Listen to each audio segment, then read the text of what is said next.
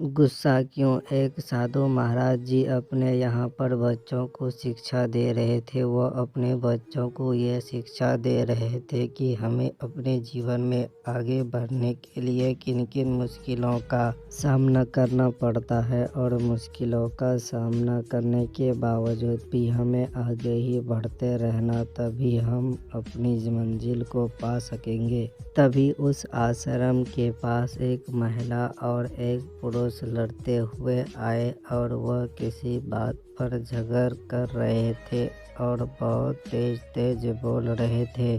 साधु महाराज जी ने अपने शिष्य से कहा कि यह दोनों महिला पुरुष दोनों ही साथ में हैं और फिर भी बहुत तेज तेज बोल रहे हैं। इसका क्या कारण हो सकता है? क्या तुम में से कोई भी शिष्य मुझे जवाब देगा? एक शिष्य ने कहा कि साधु महाराज जी, यह इसलिए झगड़ कर रहे हैं और बहुत तेज तेज बोल रहे हैं बिकॉज यह है अपना गुस्सा बाहर निकालना चाहते हैं। इसी तरह बहुत से शिष्य ने साधु महाराज जी से अनेक प्रकार के जवाब दिए, पर साधु महाराज जी किसी भी बात से संतुष्ट नहीं हुए और उन्होंने कहा कि ऐसा नहीं है कि हम गुस्सा बाहर निकालना चाहते हैं। अगर हम एक दूसरे के सामने होते हुए भी बहुत तेज बात करते हैं तो इससे हमारे दोनों के बीच की दूरियां बढ़ती है, बिकॉज जैसा हम तेज बोलते जाते हैं दूसरा इंसान पीछे हटता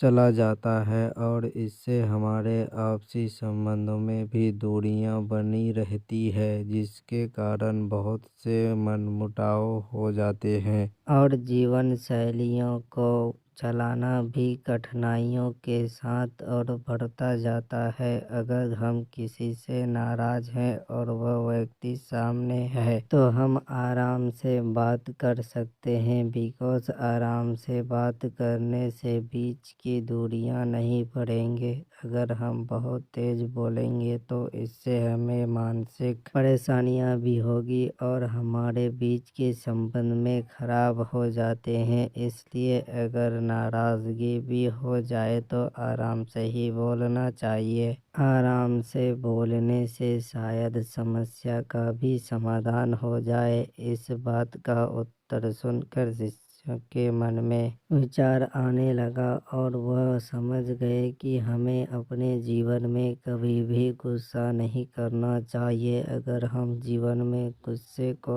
अपनाते हैं तो हम कुछ भी नहीं कर सकते हैं। गुस्सा हमारे जीवन में अहम फैसले लेने में परेशानी पैदा करता है। वह हमें कभी भी सही राह नहीं दिखाता है, इसलिए इसे दूर ही रखना चाहिए। गुस्सा क्यों? Moral value stories in Hindi. अगर आपको यह कहानी पसंद आई है तो शेयर जरूर करें और चैनल को सब्सक्राइब कर दें।